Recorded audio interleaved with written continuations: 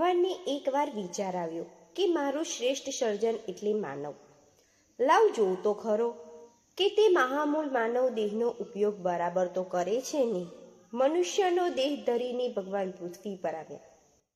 એક શહેર આબાદી નિરખતા એમની નજર એક અપંગ માણસ પડી.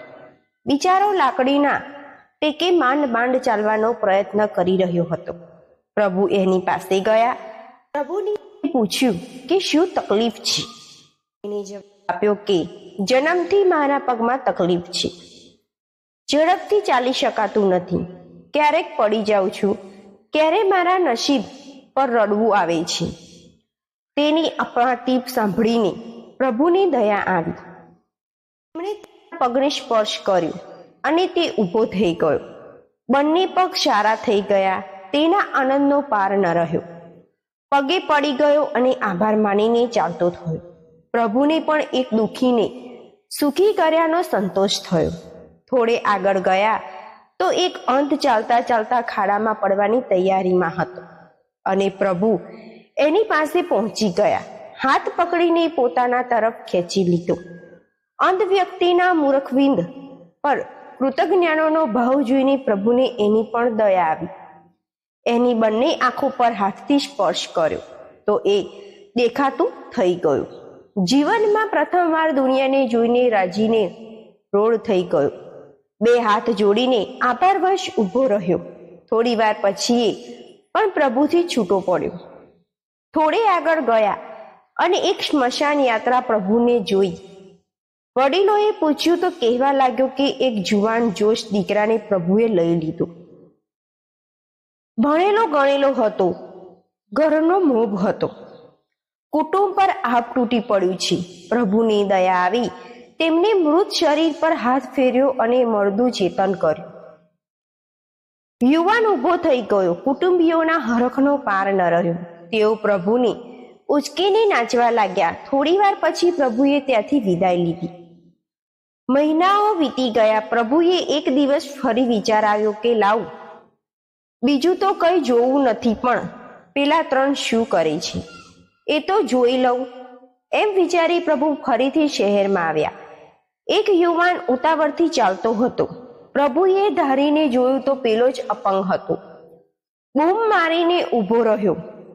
યુવાન કહે, મારો સમય થઈ ગયો છે, મને રોકશો નહીં. પ્રભુએ કહ્યું, પણ તું ક્યાં જાય છે?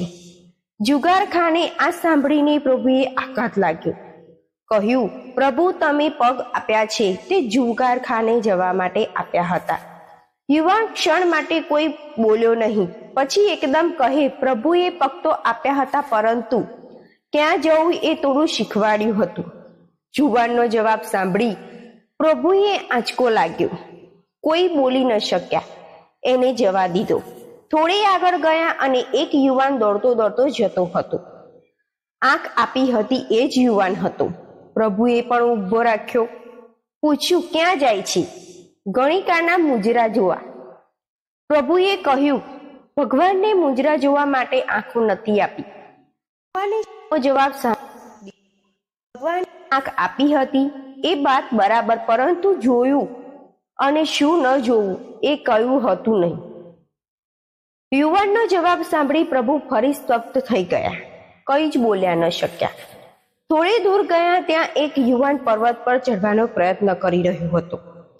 પ્રભુએ ઓળખી લીધો કે આ જ યુવાન છે જેને મેં જીવતો કર્યો હતો.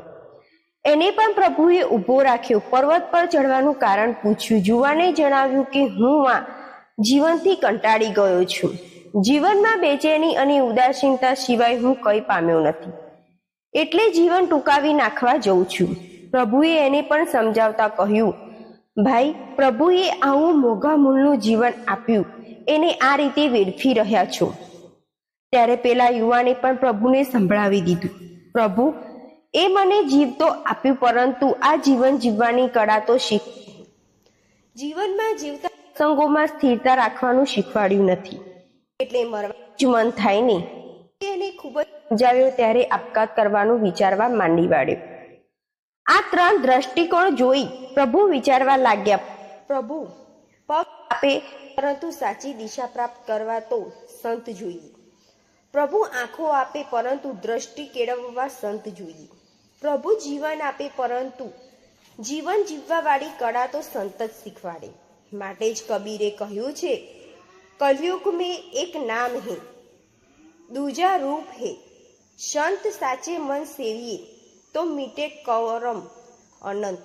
संत मिले तब हरि मिले, मिले आद और अंत. जो संत नोक पर हरे તો સદા તજ ભગવંત. મિત્રો, જીવનમાં સાચા સંતની ખૂબ જ અનિવાર્યતા રહેલી છે. જીવનમાં આવેલા દુઃખ અને વિપરીત પ્રસંગોમાં રીતે આપણે જીવન જીવવું જોઈએ એ બધું જ આપણને સાચા સંત શીખવાડતા હોય છે. તો મિત્રો, જીવનમાં કોઈ ગુરુની શોધ જો કે જે તમને સાચું જ્ઞાન આપે અને દુઃખોમાંથી બહાર કાઢીને ભગવાન સુખિયા કરે. જીવનમાં ગુરુ જરૂર જોઈ લેજો. મિત્રો, વિડીયો તમને કેવો લાગ્યો જરૂર કોમેન્ટ કરી કહેજો. જો વિડીયો સારો લાગ્યો હોય તો લાઈક કરો અને શેર કરો અને અમારી ચેનલને જરૂર